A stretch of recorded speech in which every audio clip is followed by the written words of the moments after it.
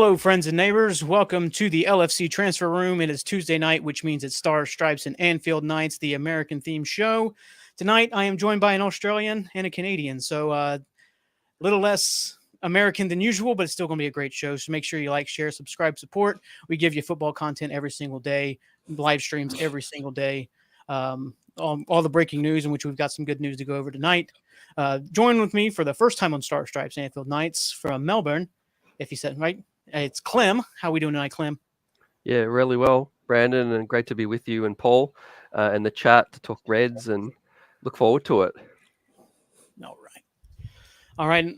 And always joining us either in the chat or on the show when he can fill in for us is, as we were talking about beforehand, the Joe Gomez of the show, Mr. Versatility. We got Paul coming out of the Great White North. How we doing tonight, Paul? I am doing well, man. Slowly recovering, but getting there. Yeah, today I got myself a massage for like the first time in years, and I am completely beaten to crap because I forgot how physically intensive massages can actually be. But I feel better. But other than that, let's see. Where do we start off with tonight, guys? Let's just jump right into this show. Because they came up with the topics, so I was not involved in the topic making. So I just want to make sure I'm saying everything right. So we'll start with, obviously, the manager stuff. We'll get into the sporting director stuff here in a little bit. We'll also talk over some Nottingham Forest news, how it could affect maybe Liverpool in the future signings. And we'll also talk about some Lucho Diaz news. And as always, if you're in the chat, hit make sure you ask some questions. We'll get to them at the end, or we'll answer them as they're relevant. You know how it goes. So first off, we have the Bayern Leverkusen CEO Fernando Carro. He's firmly stated that Xabi Alonso will stay at the club until the end of his deal, which is 2026, despite the interest reported from Liverpool, Bayern Munich, whoever else that wants Xabi Alonso. Clem, how much weight do you put in a CEO saying that there's no way a player or a manager is leaving before the end of his contract? How much weight can you put into that, really? Yeah, it's funny. I would say zero. I've been around in sports as most of us have, and things can change multiple times in a day, let alone day to day, week to week, etc. And I think, yeah, I just saw it and I thought to myself again, like, if you're Xabi Alonso, like, and I'm just not just saying this because I'm a Liverpool fan and we're a Liverpool platform, but even if I supported another club, I can't see him.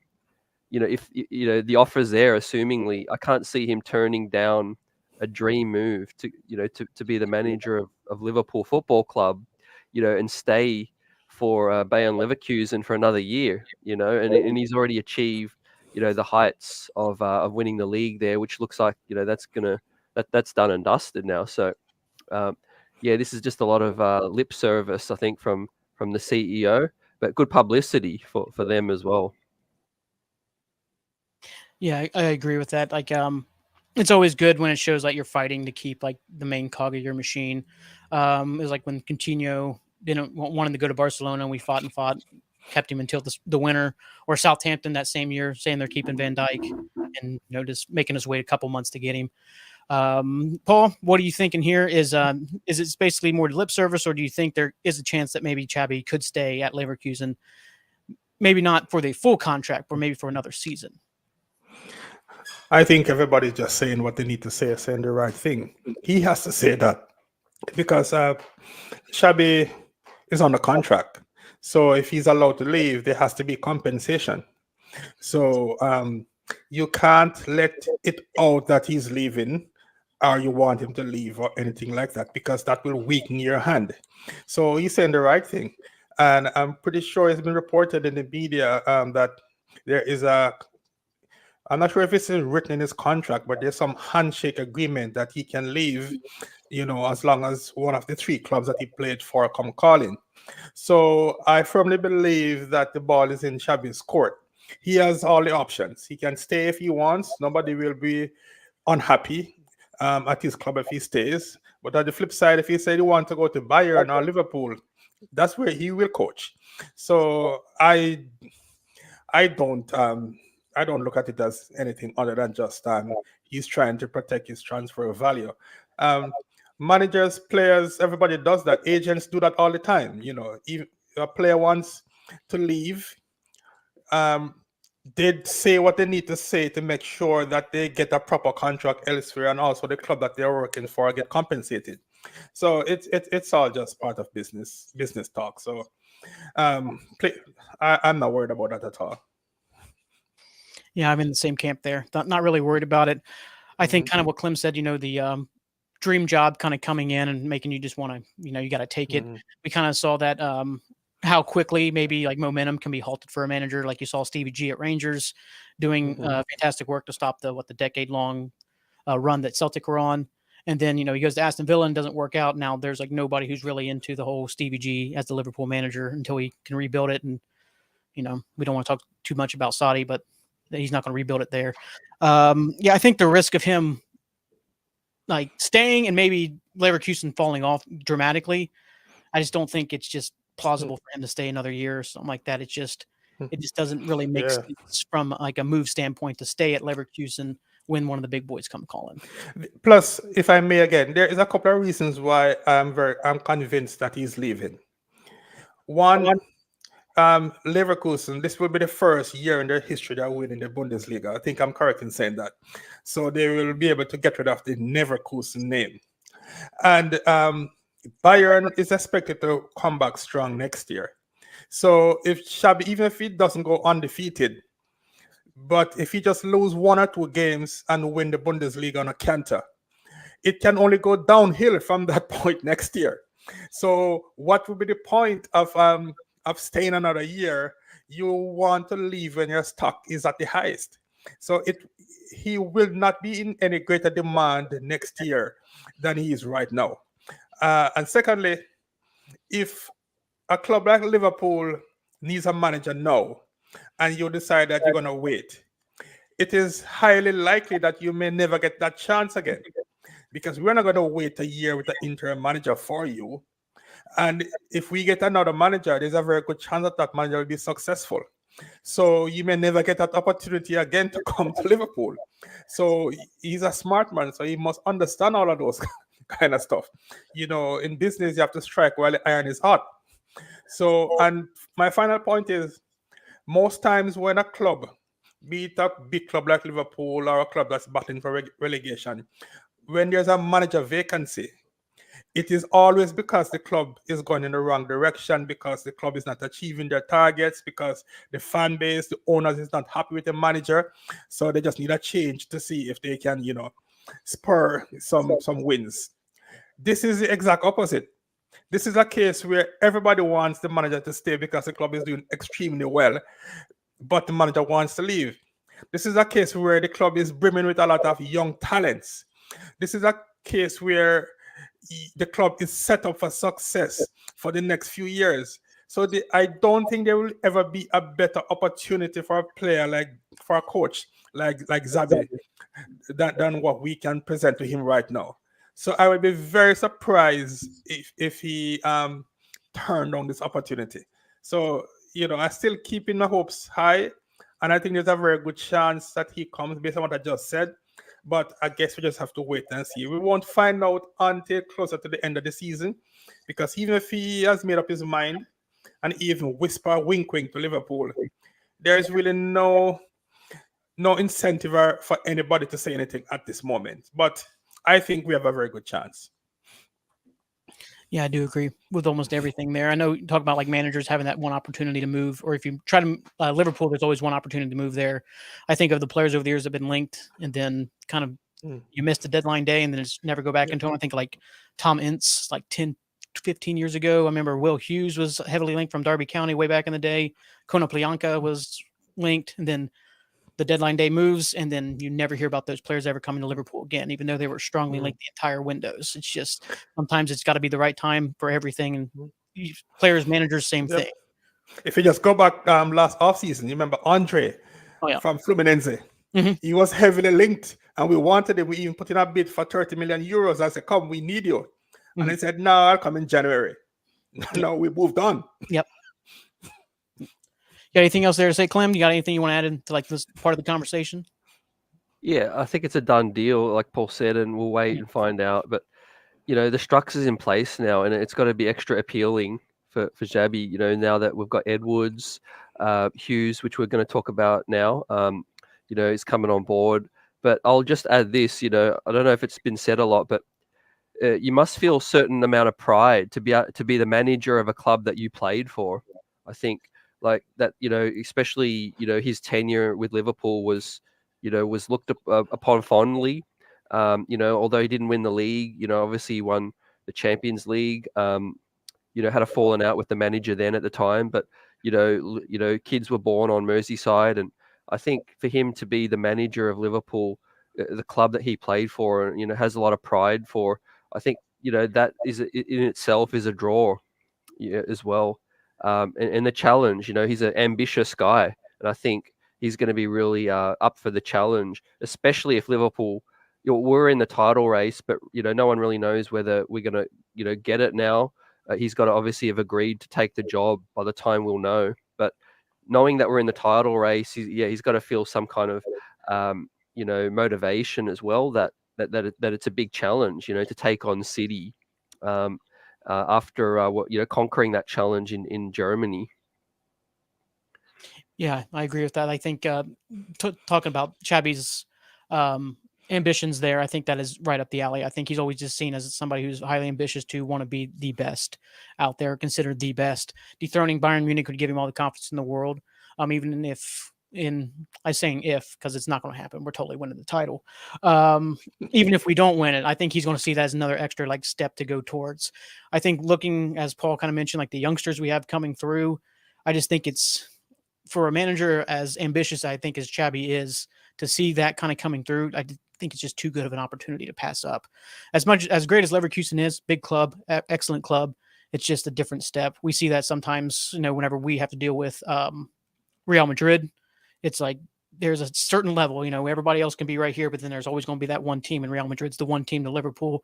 Leverkusen's a little bit lower than Liverpool, but no offense to any Leverkusen fans in the chat.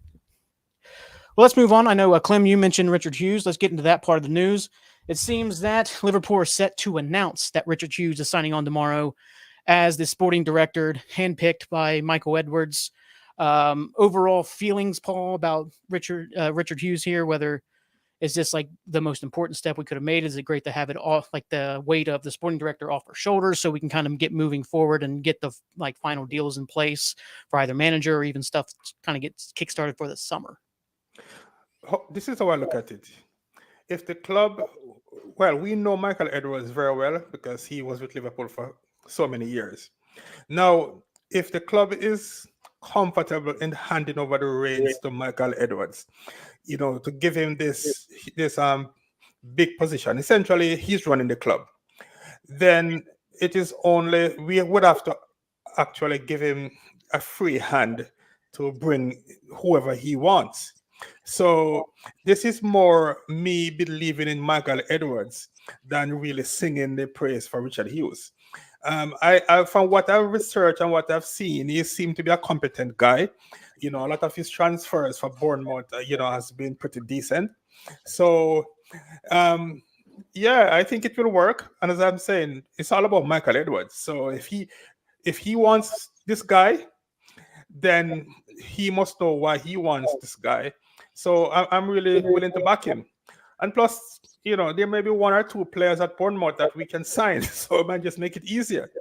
Because I'm thinking of even this left-footed centre-back. I know will be a free agent, Lord Kelly. But he's somebody who will be the perfect signing. He's 25, so it's the right age. He's out of contract, so he could be the next Joel Matip. So we can sign him for free. He's left-sided. He can play left back, center back, and I think he can even venture to midfield too. And it doesn't strike me as a guy who will demand to be playing every week. So maybe that's another signing that we can get over the line because of the Richard Hughes connection. So I'm all for it. Yeah, I like that. I do like that you made a co-op to a player, Lloyd Kelly. Yeah, he's been around for years now. And his contract does expire in June. Transfer market, however reliable that is, has him valued at $16 million. So getting him for free would be a decent little bit of business. And free, like I said, if he's, a Joel Matip replacement, I mean, that's more than enough for a free transfer. Clem, what's your feelings about finally getting the Richard Hughes kind of deal maybe over the line, which just seems to be set? How important is that to get kind of kickstarted for the summer, even if, say, the manager may take until, after the Europa League final? It depends if Leverkusen makes it that far before we can announce our next manager, to have kind of the building blocks in place for hopefully an excellent summer of business. Yeah, it's positive. It's great news that all the stars are aligning. And I know people in the chat now and Liverpool fans around the world do have a lot of questions over this guy. I don't know a lot about him, but there's two things that I can really identify that are positive. I think having a good working relationship with Edwards is important, because you can't have a heads butting. And generally through all sports, when front offices are aligned and the backroom staff share the same kind of vision or respect as well, then you could breed good things. And similar to what Paul said, I think another positive could be that this guy's been used to working under a certain budget. I don't think we're going to change our philosophy where we're going to be signing the Mbappes of the world. I think we're going to continue along what got this club success, which is kind of trying to unearth players that haven't reached their potential yet, trying to find some young diamonds, some gems around the world, and just continue to kind of do that money ball, a strategy. Yeah, I agree with that. I think there was rumors today about us rating Real Madrid for some players, and I'm not sure exactly where that comes from, because it doesn't fit Liverpool strategy, and it doesn't fit how Michael Edwards has conducted business in the past. Obviously, we can get cut rate deals for Chouameni or in the dreams Vinny Jr., but that'd be incredible. But it just doesn't seem like how we kind of operate. I mean, really, the only player that doesn't fit the mold of like Edwards was probably Thiago, and if I'm remembering correctly, that was more of a Klopp call than an Edwards call. If I'm thinking correctly, I may be completely wrong on that. You can, if I'm wrong, let me know. That Edwards has a very unique vision. I think Hughes also has a vision that kind of had to be shared, as you guys are talking about, having to be under certain budgets. I have liked the manager moves they've made in the past couple of years, getting O'Neill, then getting I can't think of his name, the Spanish guy this year, who I do like a lot, doing a lot with a team that I have favored to go down both years, like especially after the 9-0 we put on them a couple of years ago. O'Neill did a wondrous job there. I think getting this stuff in place, getting the sporting director in place, getting the groundwork laid for hopefully an excellent summer of business, whether it's getting riffraff out of the club or whether it's just getting new players in who fit the model for Xabi Alonso or whoever ends up coming in to be the manager. I think it's very key that we've got this out of the way before the end of March. We're like in the last third of March. Like, this is very key as the club moves forward to get this stuff done so we can take the next steps and plan for what we're doing in the succession of Klopp. You guys have any last thoughts on this? Well, I think so I have a couple of thoughts about Michael Edwards coming back. I'm happy he's back, but he will be under pressure now, because what he did during his years with Liverpool is well documented, right? And the fact that the club and the fans have chased him so much over the last few months and give him this huge responsibility, then the pressure will be tremendous on him to deliver. It's not like when he came the first time when nobody knew much of him and, we were happy to be progressive. Now he will have a ton of pressure on him. So I think he will just have to get everything right. The backroom staff, the head coach, and most importantly, the players. So I'm kind of excited to see what the next chapter in our football club will look like. I think we're in good hands. We have always done it the right way, and I think we are poised to continue to do that. It's kind of refreshing to see so many clubs being linked with breaches of financial fair play.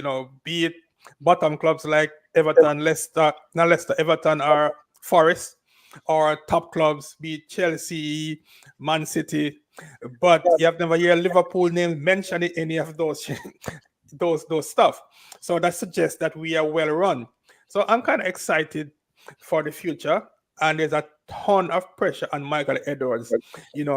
having been handed the reins of the club. So he has to deliver. And if he delivers, then we will be in very good stead as a club. So I'm really excited to see what the next few years will bring. Oh yeah, I'm with you there. I'm very excited about the Edwards stuff, just because this is going to be a different kind of expectation for him. It's now not buying players to help us compete with the top, is buying players to help us stay at the top, or especially if we win the title, it's buying players to keep us winning titles, or staying first, staying second, and not having the drop off years. Like one, Right. an injury catastrophe, and then with center backs last year was just not making the moves to get the midfielders I don't consider myself the smartest guy in the room, but I could look at the team and say we are short a midfielder without a doubt, and it really came back and bit us last year. You got anything else to add on the Richard Hughes stuff here, Clem? Yeah, I just sort of thought of something as well as Paul was speaking, and why I'm so confident in Edwards as well, and fans around the world, the chat as well, are really excited. The guy does his background, he's always prepared, and when you do the preparation, these guys have still been in world football. They've got contacts all over the world. Those things don't go away. So I think they can replicate the success that they had. They might even have new visions, new philosophies that they've developed, as they continue to evolve. Football's evolving as well. So I'm excited to see how they look at some of the current players. Not sure if we'll be talking a little bit of transfers tonight or in future streams, but yeah, I think, there's the right core of great talent in this club, and it just needs maybe a sprinkle of some new flavor. Yeah, with you on that stuff there. You definitely comes from that well-prepared background of just every situation being prepared. He doesn't have plan A, B, C. He has it all the way down to X, Y, Z. He's always prepared for any situation that kind of comes in up. We got a question here from the chat, which we'll go ahead and jump on right now. We got John Summers asking a question about one of our current midfielders. Hi, guys. How do you rate Dom's first season? He started brightly, but not on form at the moment. Do you think injuries disrupted his season, or how much has injuries really disrupted his season? Because there's no doubt about it that injuries have disrupted kind of Dom's progress over the last couple months. Whoever wants to jump in first. Dom is 23. But he has played a ton of football. He has been playing for Hungary from he was a teenager. He has played a lot of minutes in the Bundesliga, and then coming to Liverpool, and the Premier League is probably the most demanding league in world football right now. Coming to Liverpool for a relatively huge fee, I'm pretty sure he was under some pressure to perform, to show the club what he can do. Especially the fact that a lot of us were disappointed we didn't get Jude Bellingham. So the first couple of months, you can see the effort. He was running like crazy and putting in a full shift almost every day. But there comes a time when it will catch up on you, because there's just so much that your body can tolerate. So I think Dom just needs to slow down a little bit. We just need to manage his minutes. He doesn't need to give 120% every time, because that can cause injuries. But we have a lot of midfielders right now. But when everybody is fit, I still believe that Dom has to start, because he can offer so much. Yes, he might be playing a little bit out of position in the sense that where he played for his club and his country, his former club that is a little bit different. I think he was either a winger or a number 10, whilst with us he's playing more like a box-to-box 8. So it's been a learning curve for him, but I'm not really worried. I think he has played a lot of football, and he just need a break, need a rest, and I expect, if not for the rest of this year, but I expect great things for him for next season. So I'm not too concerned about him. Yeah, I'm not worried about Dom at all. I think technique-wise and just kind of engine-wise, he's a perfect made player, especially in the Klopp system. And even if Xabi brings him in, his technique and stuff like that, he'll work almost he'll work under any manager in the world who isn't like a Neil Warnock or a Sam Allardyce, who will just waste him, or David Moyes is the big name in terms of negative football at the moment. I think one issue, this has always been kind of an issue I've had with Klopp sometimes, is that he doesn't rotate the squad when he needs to. Like last week playing against Prague in the Europa League, there was not really much of a reason to start a team as strong as he started. Whenever that tie was already over, and there's some people saying that really cost us the weekend, and you can't really argue with that logic. What do you think, Clem, in terms of Dom's first season? How much of his injuries hurt him? And was it just all the minutes that we played him early in the year? Because there's multiple games. I'm like, why is Dom starting this game? He needs a rest. That was a thing on this show quite a bit, was we don't need to start Dom. Let's give him a rest. He's been playing so many minutes lately, and now it seems like it's caught up with him. Yeah, 100%. Got to agree. I'll be interested to hear what John thinks about it as well. But I agree with you guys. I think injuries has probably been the biggest factor in his form sliding. But overall, so much to look forward to and so much promise from his start to the season that has me really excited. He's a player who, is gifted with so many qualities. I do like him actually more forward. I think he's really got some great, skills, in the front third. The midfield, we could talk about that for hours about how that could look next season and all the guys that we've got. But look, Dom's he's a baller, for any manager, and with a good preseason, I think he can find his spot and succeed anywhere on the pitch. He's got a cracking shot.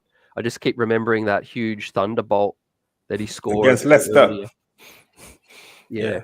And I was kind of at that point, I was thinking we'd see that every 3 weeks at least, but we just haven't really seen that again. But because of the injuries, and he's played a lot of football, and I think it coincided with after the international break. There's so many conspiracies. He was there sipping on some Hungarian spirit, I think, on the sideline as well. I have a question for both of you guys. Okay. There's a lot of rumor that Lucho Diaz might be sold in the offseason. And there are some concerns about Cody's form. Now we have so much depth in midfield. Maka has to play. I really, really like Curtis Jones. We have to, if we're going to have Bradley at right back, Trent. Do you think that Dom could be converted to be a winger? Because to me, I'm not sure if he has the speed. He does have the strength, but maybe Dom as a left winger. What do you say? I think he's played right wing in the past, and I know he's taken that role a couple times for us and sub games and stuff like that, where he kind of went out to the right wing. I know he was a shout for when Salah was going to the African Cup of Nations to be the guy to kind of take over right wing during that time. You definitely can't. I mean, when somebody has that type of technique and can strike the ball the way he does, the engine that he does, you can kind of convert him to do almost anything on a pitch. You never can doubt a Hungarian hunk like that guy. You can't do it. All right. Yep. I think I think it's a good thing to look into. Obviously, one thing I really want for next season is guys to get a longer shot at a particular position. I think it's unsettling for a young footballer to keep kind of moving around, and they need to find their comfort, as well. What do you guys kind of think about that and the squad shuffle? The thing is, because we play the 4-3-3 with 3 forwards, that means we only have space for 3 people in the midfield, and then you're almost certainly going to play Endo at the 6, so that leaves 2 guys. Maka is on the left side, so then you have Trent, you have Curtis Jones, you have Gravenberch, Stefan coming off injury, so, and then of course you have Dom. What am I forgetting? Harvey Elliott. So that's 5 or 6 guys for one position. And you can't forget Bobby Clark's emergence either. There you go. So we need to either move 1 or 2 of these guys, or somebody have to change position, because there will be 2 or 3 midfielders in every scenario that deserve to play that will be sitting on the bench. And if you continue to just rotate, it might not be the best thing for the team. because right now we're not sure if we know our best 11 whenever all the players are fit. I guess we don't have that problem now because there have been so many injuries. But how much do you think Klopp really know his best 11 right now if everybody's fit? Does he start Jota? Does he start Lucho? Who is in the midfield if Curtis Jones and Trent is available? So, and this was one of the reasons too why I was suggesting that maybe Dom could change position. We should at least try him as a winger. I don't think that Trent is an out-and-out 6, but at the same time, Trent has to play. So maybe Dom as a wing on the wing, and Trent at the 8 with Maka and Curtis Jones. I don't know, but it's going to be a lot of competition, and competition can be healthy, but at the same time, if guys are not, doesn't get the impression that there is a very good chance for them to cement a spot in the team, it's tough. Bear in mind also that most of these guys also have ambitions to play for their country. Because look at Harvey Elliott. He's basically coming off the bench and getting minutes here or there, while a guy like Kobe Mainoo from Man U is like 18. But because he's playing every day and he's starting, he's now in the England national team. So this might be a problem. You know, it's good to have competition, but sometimes you need to have a settled 11. And right now we don't have a settled 11. Well, I always talk about, especially with the England squad, you got to remember who picks that team is a complete numpty in Southgate. So he's going to pick the guys that he wants. You know, he probably was forced into picking one of the youngsters of the midfield. He probably forced into that. And he probably hated it and probably kicked and screamed his whole way because I don't rate Southgate at all if you haven't figured it out. So Well, just that. I do kind of think what Clem's saying, like having players in settled positions. I think that's been the biggest thing with Cody Gakpo's second season here in Liverpool has been the constant movement of where he plays at and where he starts from, just not settled in the team. I know we've seen Joe Gomez kind of take it to a fish to water this year, playing right back, center back, central defensive midfielder, left back. But I mean, whenever Gomez came into the squad, 9 years ago, 10 years ago, he started off on the left side. He was playing left back until he hurt his knee. So, I mean, he was a little bit more, the central defensive midfield was kind of the surprising move this year.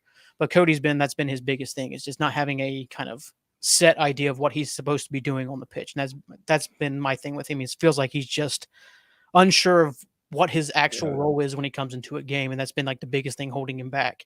He'll have his flashes, but because he's, you know, in terms of talent, he's one of the best talents out there. But in terms of his role, it's just, he's not 100% sure of what he is at the moment. Yeah, the problem with Cody is that I think his best position is on the left wing, but because he's behind Luis Diaz.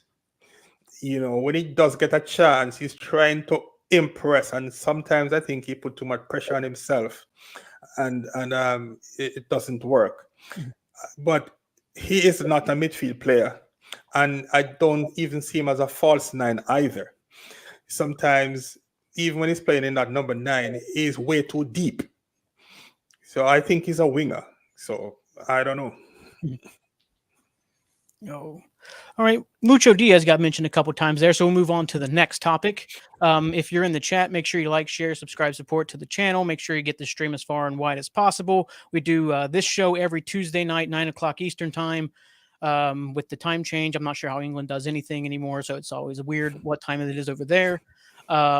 We always do this. This is the American themed show, or just kind of start off as the American themed show. As you see tonight, I'm the only American here.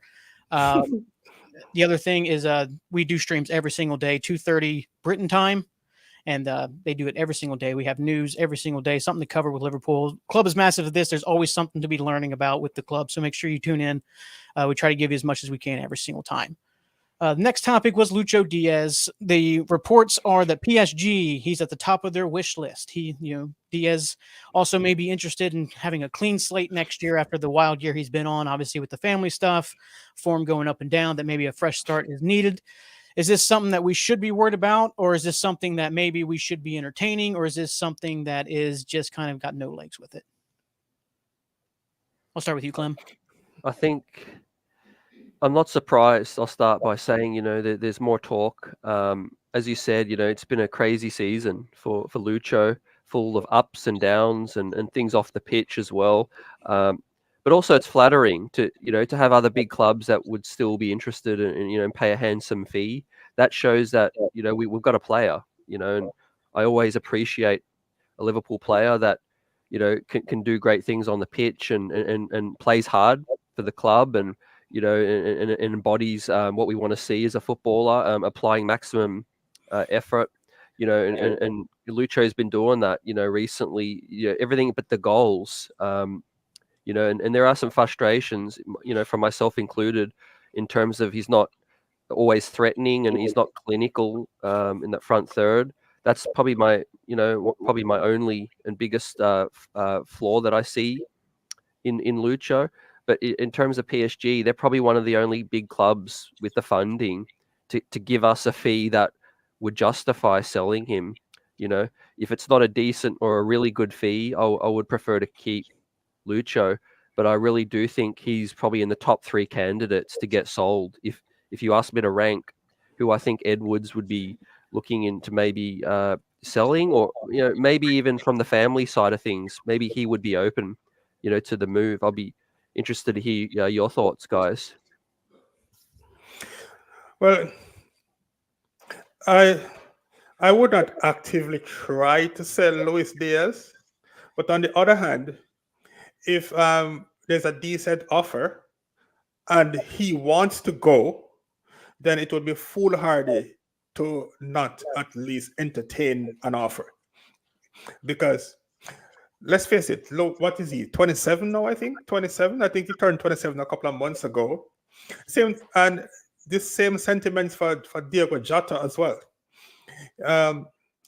If we can get good, I don't know, 60 plus 70 million for each of those guys, and they want to go, because bear in mind, I don't know what Luis Diaz is earning right now at Liverpool, but a move to PSG will certainly come with an increase in salary and a longer contract. So and there are times too when players want a fresh start, a fresh challenge. Sometimes it's good for all parties concerned. It's good for the club, good for the player. It's good for them to go to a different environment. So if it's not a case like Trent or Curtis, who these guys were actually at the club from 6-7 years old. Curtis Jones was actually born in Merseyside. So it's a little bit different with players like those. And we also know that as a young man, Luis Diaz, he always wanted to play for Barcelona. He has said that many times. So if we are getting a decent fee and he wants to go, and plus bearing in mind that Michael Edwards is there, so I don't think we need to worry about replacement, because we have the right person there. And right now we have 5 front guys. 5 might sound good, but is it better for us to have 3 or 4 world-class front players than have 1 world-class in Salah and then 4 other average guys? So let's say, for example, we can sell Luis Diaz and Jota and replace the 2 of them with 1 top player, like say Rafael Leo, call a name. I would not be opposed to that. So if he really wants to go, I would sell him. I agree. I'm never one for kind of trying to keep the player against their will. I know having 5 players that we do, it does kind of feel like it's crowded when everybody's fit of like who to pick and who goes where, what does what. I think there's been reports like a center forwards on like the wish list for the summer, whether that means like Darwin maybe moving a little bit more toward the wing, kind of more regularly than playing straight through the middle could be on the cards. I don't know if you sell 2 of them at the same time. I don't know if, like, especially if it's Jota and Diaz, I don't think you sell both of them in the same summer unless you really have something massive coming through. But with Diaz, I think, once again, transfer market, take it a grain of salt. It says 75 million for Luis Diaz. I think that sounds about right. 75, 85, maybe if you can get like up to a 90, that would be incredible. Age profile, his kind of ups and downs, as Clem kind of talked about, finishing sometimes is the big thing missing from his game is the clinical part of it, just kind of finishing off attack. We saw it a couple of times in the Man City game. I've liked what he's done the past couple weeks. I think he's where he was in the midseason, where he's really down informed. Where he is now has just been leaps and bounds. Has been fantastic the past couple weeks. He won that run against Man City where he single-handedly took on like 3 or 4 guys and just kept coming away with the ball. And it was beautiful to watch. And one of those things that fires you up as a fan. I think, though, I don't understand the idea that he wants a fresh start somewhere. This is me more personally. Anytime something is absolutely chaotic in like the personal life, I always feel like stability is the better thing. Like I'd feel like, okay, I've been through this absolutely hectic thing off the field with my father. Now I'm going to throw my life into more turmoil about moving to a new country, into a new city. If it's PSG, it's like getting to know French, getting to know, your way around Paris, getting to way, all those things. I feel like it'd be way too chaotic and just adding more stress and stuff like that to my life. That's the way I believe is that stability would be more in key. So I don't really buy into that whole idea that he wants a fresh start because of the stuff off the field. It might just be like, he wants a new contract or he wants, more money, which is completely fair for a footballer of his talents to obviously want to secure the future for his family for the next, not just the next generation, but his grandkids and his grandkids, which is the amount of money that you can get from PSG from time to time. I think what is like kind of the monetary value that you would think that would be acceptable, Clem, for Luis Diaz? Yeah, I think a lot of factors are involved, as we've talked about, whether the player's will and the want is there to continue to play. I think if we ask ourselves at 27, has he peaked yet as a player? Has he reached his ceiling, quote unquote? I think if not, he hasn't. He's very close. I don't think we're going to get a whole different version of Diaz. We might get a little bit more consistency and patches, which is still fine. I mean, we're equal top of the league. We've seen some great play from him, but I wouldn't entertain selling him if it's any less than 70. I think that's got to be the starting point. We're in a different world now, gentlemen, where with the FFP rules and there's a shortage of clubs that will just come in and offer that kind of dough, and you don't see him going to Saudi. Well, I could be wrong. Anyone could be bought, but PSG, you made a really good point, Brandon, about the language barrier. We've talked about on this channel that he still doesn't give interviews in English. And while we have a lot of South American flavor with the Liverpool club, that might keep him a little bit more comfortable. What do you guys think about that? Well, I think it could be he needs more money because Luis Diaz is one of the lowest paid players at Liverpool. I think he's on like 50K a week or something like that. The last time I checked. Maybe you can check, Brandon. So if PSG is tempting with a 5-year contract, 4 or 5 year contract, I'd say 130, 140 a week, which is the kind of money that they pay. It's kind of hard to turn a blind eye on something like that. And so you have to remember also that professional footballers or professional athletes in general, they have a very short span of time in which they can earn top dollars. So I do not begrudge any player who is looking at another club if the other club is offering them substantially more money than what they are on right now. So if he leaves, I think he would only leave because he's getting way more money and because Liverpool is getting a decent return. So in other words, everybody would be happy. If he does leave, I'm sure we can find suitable replacements. I'm not too concerned about that because we may not lose both players, but if we lose, say, Jota and Lucho, let's say we get 70 for one and 60 for the other. That's 130 if my math is correct. The last time I heard about this guy from Napoli, Osimhen, he's like 120, 130. So would that be a fair trade? Get Osimhen, yes, we move from 5 forwards to 4, but our net expenditure is 0. Or a guy like Ivan Toney, who is an out-and-out number 9, who has admitted that he's been at Liverpool he likes Liverpool. Could Ivan Toney work in that scenario? And then we just move Darwin to the left wing. A Darwin, Ivan Toney, Mo Salah, that would be a fearsome front three. So there are options out there. I just think the club is sensible enough to do the right thing for all concerned. So they will sit down with him, they will look at the offer, and I think everybody will be happy at the end of the day. We don't want to see him go, but he's by no means untouchable.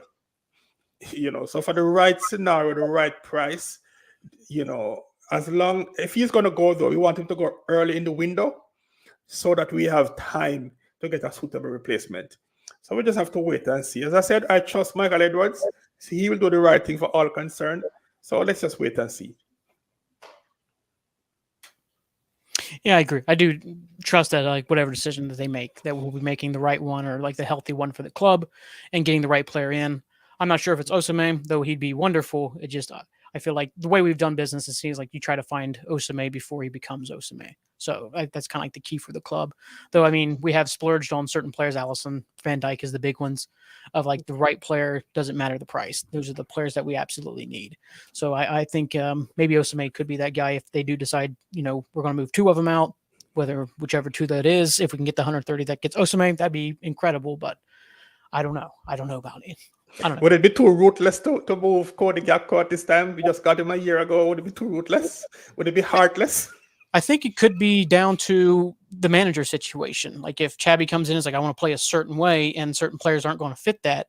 I do think part of the kind of rumored fallout between Klopp and Edwards was that Klopp wasn't being ruthless with the squad, and Edwards wanted to be. He wanted Henderson gone. He wanted Milner gone. And Klopp fought back against those. So I think we are in a new era of Liverpool not hanging on to players for free transfers out the door. It's more like, you're no longer useful to the squad that we want. So there you go. Got to ship you. Because if Xabi plays 4-2-3-1, I don't see how Cody would fit in that system. Right.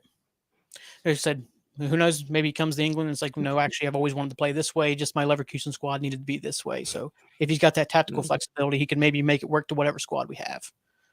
Yeah, I don't think it'd be a shock right now for any player if they're not certain about their future, because people would be on edge. Nobody knows who's the manager, and each player has got to be thinking or talking to their agent, potentially saying, there might not be a future fit here. And I think it would be amicable. I think, we're clearly going through another chapter and turning the page. And I think it's the right time to make changes when someone's just coming in. And that's normally when you do it.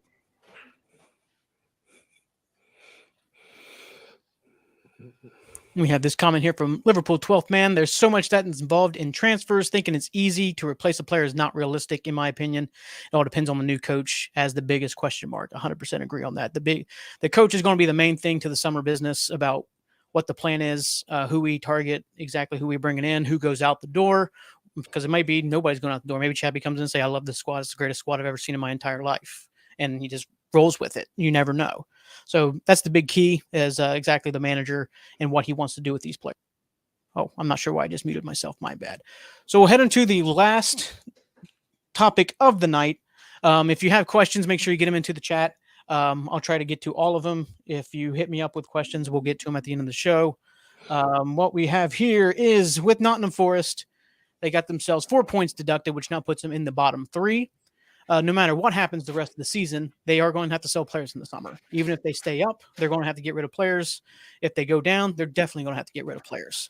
One of the players that's been kind of on the lips is Murillo, the center back that they have, I believe Brazilian, if I'm thinking correctly. Yeah. To me, he seems like a kind of a old school kind of willing to take a foul.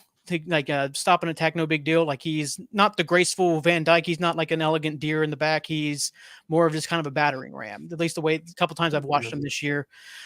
Is that somebody maybe we could be targeting, or is there players from Nottingham Forest that we should be targeting if they do go down, or is there if they go down or stay up? Is there players that we should be trying to pick off from them, or is this maybe there's a reason why they're going down? I'll start with you, Clem. Sorry, Paul. Yeah, Go I'll ahead. make it quick because I don't know a lot about that player in question. But what I will say is the philosophy will be they'll have their people already, as we've said. They'll have their lists. And I think Bournemouth. Obviously with Hughes, there's going to be some players which Paul will probably mention, and some familiarity there. And I think, obviously if you're looking to bring a player that's already in England, I think that's a big plus because you want to see how they can translate to a league like England, because we know how different that is. There's a certain resilience, durability, speed to the game that you need in these kind of players. Some South American players do it well, some don't. But I would agree in terms of a defender. I think centre back is somewhere we have to strengthen. I don't see Edwards offering Matip, a 1-year deal, even if it's a make good deal. I think if Klopp was in charge, he would extend that branch to Matip. I mean, by all accounts, they'll give him the facilities, to rehabilitate and things like that. That's no question. The guy's been a Liverpool legend, but in terms of offering another contract, I don't think that'll happen. Thiago, I think that the door will hit him on the way out. I don't think they'll try to talk to him into staying at all. Those wages will be gladly allocated to someone else. Paul. There is not many players in the Forest squad that I can think of that I would be excited about. As a matter of fact, there is about 2 or 3 players who are former Liverpool players. Origi, this other guy, Taiwo Awoni, that's his name, and also Nico Williams, all Liverpool connections. So they ain't coming back. This Murillo guy, he's too short for me. I think he's like 5'11". That not the type of centre back that Liverpool I can succeed with how we play. And I can't remember seeing this guy play and said this guy is special. But maybe I'm old school, but I am not a fan of 5'10", 5'11" centre backs. I like my centre back to be 6'2" and taller. There is Morgan Gibbs-White is a decent player, but he plays as a 10. He can be an attacking 8 as well, but he mostly plays as a 10. But that is one area of the pitch where I think we are well stocked. We don't need to get Morgan Gibbs-White to compete with the other midfielders that we currently have right now. Not that he couldn't do well, but we have more pressing needs elsewhere. There's one guy that came to mind that they currently have, and it's because he was somebody that I was looking, that he was being linked to Liverpool in the off season. I think it's the defensive midfielder, Sangare, I think his name, Ibrahim Sangare. He was a guy that was heavily linked to Liverpool, and we thought that he would be someone that we could bring in, especially after the Caicedo debacle. But he went to Forest, and I don't think he's pulling up any trees over there. So I am not seeing anybody in that squad that I think are really difference makers, because Gibbs-White is the best player, as I said. They're going to want a ton of money for him. We're not going to pay that because he's not an area of need for us. So I am not too interested in this Murillo guy. As I said, he doesn't strike me as anything special, and he's too short for me. So I would take a pass on Forest. I think it's fair. Sangari. I don't know if it was not this past season. It was the season before, it was this past season. Yeah, he was like one of the guys that was like him, Decore from Crystal Palace, kind of towards the end of the window. I feel like right. And I think he was even linked the year before, as we were kind of, we need a midfielder, and nothing ever came about it. I think Sangari was probably one of those guys. Murillo. Yeah, you're right. He's 5'11". He is a left-sided center back, plays with the left foot. I know Rigo would be all about the left-footed part of him, because that's all he wants in the squad is left-footers. But I don't know. Like I said, I've liked him when I've watched him play, but obviously they're defending a very certain way. That's not exactly how Liverpool is, and that's also kind of the issue when you judge players from kind of the bottom teams. Is how restrictive they have to play sometimes, like whether they can take a next step to play at a Liverpool on the front foot. Like, you see sometimes with Decore is one of them from Crystal Palace that a lot of his offensive stats are horrendous, but it's like, well, Hodgson plays a very negative style. So it's really just him, getting the ball and just hoofing it as far as it can instead of, making a progressive pass after a tackle and stuff like that. With Nottingham Forest, I'm kind of looking over it. Yeah, I'm kind of with you, Paul. There's not anybody who jumps off the page to say, yeah, that's the guy that we should go with. Morgan Gibbs-White would be kind of the one. Maybe bring back Taiwo just if we really needed a number 9 for some reason. Like maybe, but even then, he's had his injury issues this year. Alonga, Chris Wood. Chris Wood. Oh yeah, give me Chris. Gee, I think he's Aussie, right? Is he Aussie? Yeah. Is he Aussie? No, he's New Zealand. No. New Zealand. Okay, close enough. Yeah. Yeah. There is an Aussie centre back at Leicester who's on the out. Harry Suter, who's going to leave Leicester. They're going to get promoted, but he's fallen out with the manager. He's not even getting game time, and he's the first choice centre back.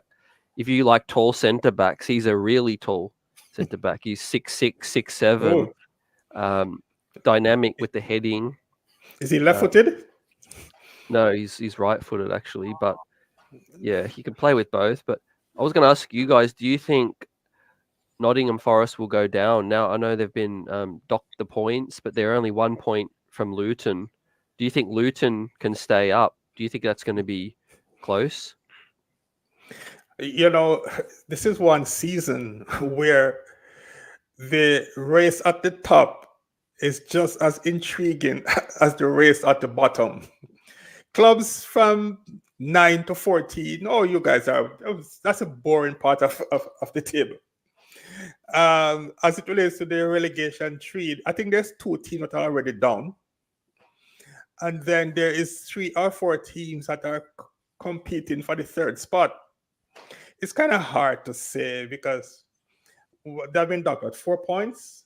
They may appeal, get it reduced from 4 to 3. Then we hear that Everton might get another points deduction. So let's say they get another 2 points. Yeah, but at least Chelsea is, they are like 10th or 11th, so they should be fine. So let's say Everton get another point or 2 here or there. So you will have 4 teams battling for that one position. So, you know what? I am not too concerned about that part of the table. The only thing about it is when we play those teams, because they'll be fighting for every point, it might make it a little touch harder for us. I think we need to play Everton at Goodison later on in the season, so that might be a tough game because not only is Liverpool, which is their number 1 game that they look forward to every year, but they'll also be scrapping for every point they can get. But I think I'm not too concerned about the bottom part of the table, to be honest. So I really don't want Everton to go down, but I'm not going to lose any sleep if they do go down. I want Everton to go down just to have that one thing to always have over them. I like the derby. I would like to have them come right back up. I mean, it's kind of like I said, having the derby, and really, I'd rather have the Merseysides be 1 and 2. I'd rather Everton finish second every single year than anybody else. But that said, I do want them to go down for like this 1 year. But I really think if they go down, it might be a while before you see them again because it could be kind of a Sunderland situation or even a Leeds situation where it's just they're kind of in an absolute wreck. I know there's like a book coming out either this month or next month about how horribly the club's been ran over the last like 5 or 6 years. I think it's just called The Worst Run Club in England. I think that's the name of the book. I think it's this month. Maybe it's next month.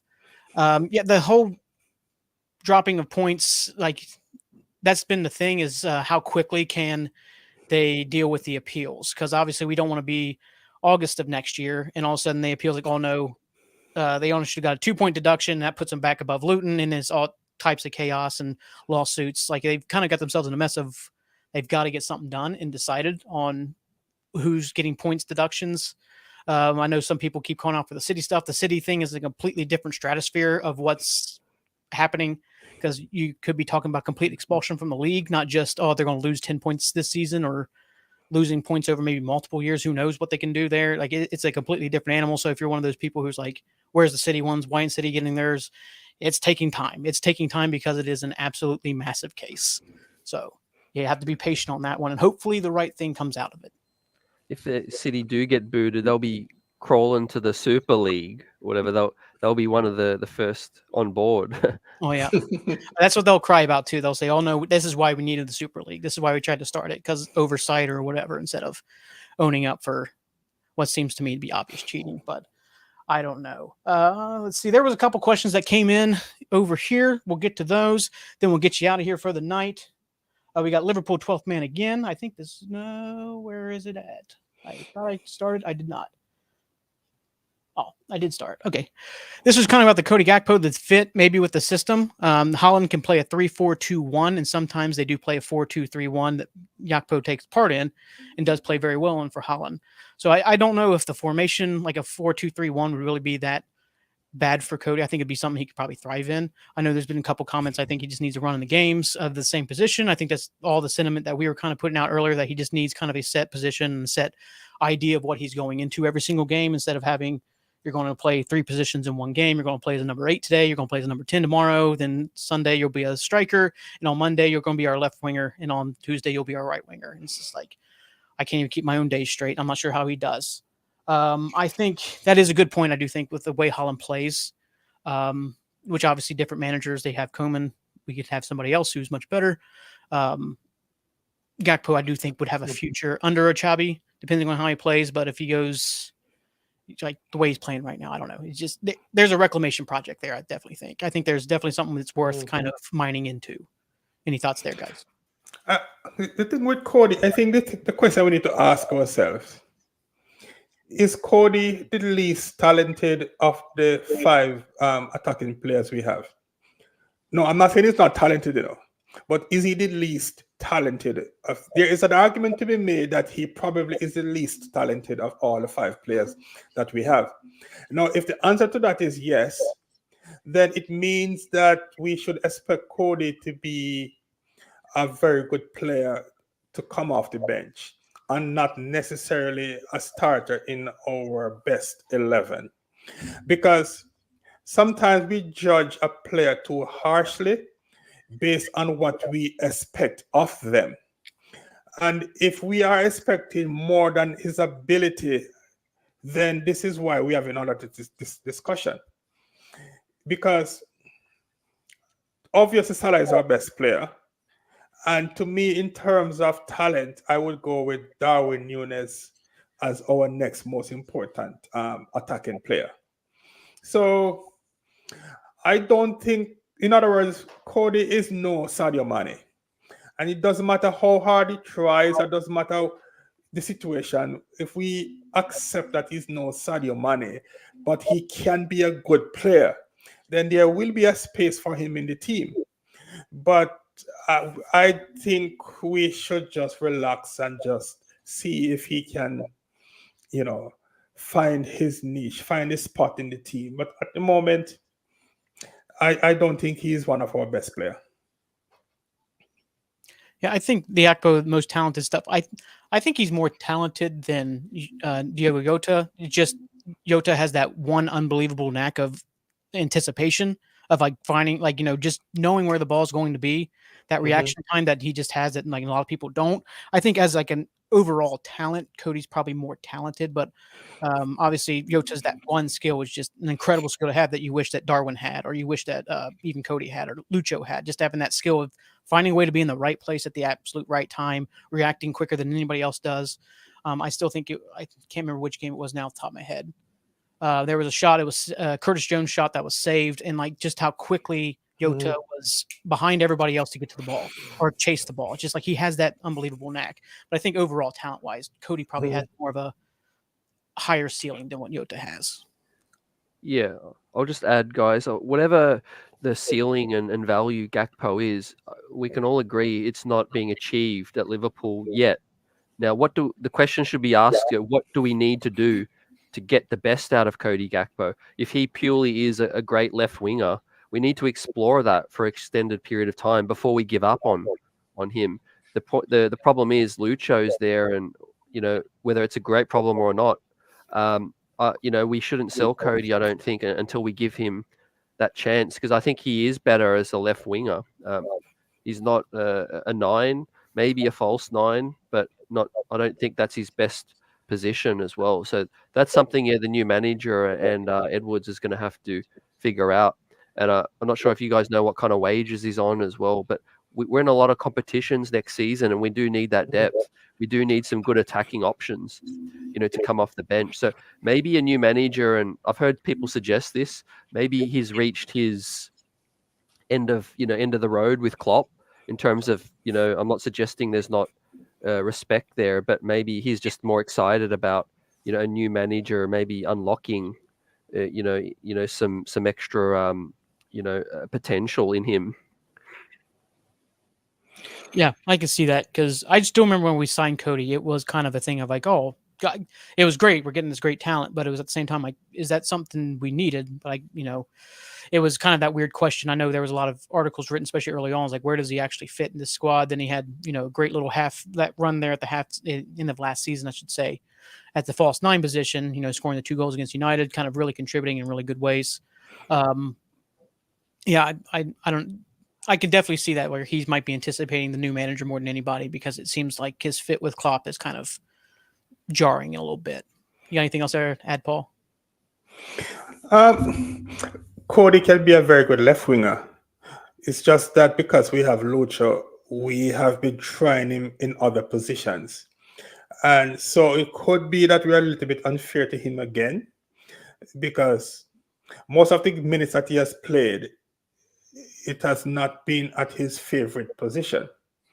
So, and it's kind of hard to see him get sustained minutes if Lucho is still around, because especially when Jota is back to fitness and we have Darwin at the number 9, it's so he is a good player to have around, but he's just at this moment more depth rather than front or starter. But he is definitely a talented player. When I meant making my point, I wasn't suggesting that he is not talented. Far from it. I was just suggesting that he's competing with 2 other guys over there that at the moment have the edge over him. So that's the situation. But he is somebody that we should keep for sure, unless somebody blows away with a huge offer, which probably won't happen. But maybe next year, this time, we may be singing his praise. Who knows? We just need to give the guy the opportunity and see. But I think he's a left wing. I don't like to see him in the middle of the park, because sometimes he just looks lost. In other words, he's no Bobby Firmino, if you know what I mean, right? Sometimes he just looks lost. On the left wing, he seems a little bit more comfortable, cutting back on his right foot. And he doesn't also have the ability to link up and make the pass, like even say a Darwin Núñez. But he does have his strengths, and it would be nice if he get a decent run on the left wing, but it's going to be tough because of the competition that we have for places over there. Well said there, Paul. Liverpool 12th man definitely in the comments is a Cody fan, and I'm with you. I really want Cody to work out. Obviously, any player who puts on the red jersey, I hope to work out. I still remember when Jordan Henderson was at the beginning of his Liverpool run was a dumpster fire, and we were going to use him as the makeshift for a Clint Dempsey deal. And then he, said, no, I'm not leaving. I'm staying here and fight for my place. Hopefully, Cody's got that same type of fight in him that, like, no, I'm, since Edwards is here, I'm not leaving. I'm going to fight for my place here. I'm going to prove that I'm worthy of Liverpool. Obviously, we all want that. We all want the best player imaginable. And if Cody ends up being that player, we're going to be over the moon about it. Other than that, I think that should be it for the night. We've been just over an hour. I want to thank everybody in the chat. Make sure you like, share, subscribe, support. It's always good to see you as well, Jay Muse, there in the chat, popping up here late. We will be back next Tuesday with the Star Stripe Anfield Nights. We'll be back tomorrow at 2:00 Britain time for the regular streams, or 2:30, I should say, Britain time for regular, or 2:30 my time. It's like whatever time over there. I don't know the time. So thank you so much for listening. Do you guys have anything else to say before we head out? No, it's just that we have a long 2 weeks before we have some real football again. 7:30. What is that? British time? I don't know. I think we should all go by American time. Just deal with it. Whatever. I guess. That's the show. Go ahead, Slim. Yeah, I just thought of like if you guys could clarify which Liverpool players are on international duty. You know, I know there's been a few sort of drop out through injury. Who do I have to pray doesn't get injured? I saw an Instagram post about this today of who was. Yeah, Lucho is on international duty. Darwin pulled out of the Uruguay team because he's not 100% fit. And Salah, I think, came to an agreement with the Egyptian team that he will stay at Liverpool. Yeah, I've got Kelleher, Bradley, Gomez, Van Dijk, Konate, Indo, Costas, Robertson, Yakpo, shows Lucho, McAllister, Dominic, and then we have under 20 stuff of like Bobby Clark, Harvey Elliott, Trainioni, Kumas, Dans. I'm not 100% sure who that is. Gordon and Kwanzaa show as international duty right now. Oh, that's under 21 as well. Okay. Yeah, some under 21, some under 18s there. So there's quite a few players, but I even saw that I don't know if you guys saw Owen Beck return to Liverpool from loan due to some injury, unfortunately. But it's going to be maybe 4 to 6 weeks. Okay. I like Beck. I think he's got a future here at Liverpool. Yeah, I think so too. Yeah. But with that, once again, thank you so much. We're going to be out of here. Thank you so much for the questions. Thank you for listening, understanding all the fun stuff. Like I said, like, share, subscribe, support for me, for Clem, for Paul. Have a great night. Keep red. Never walk alone.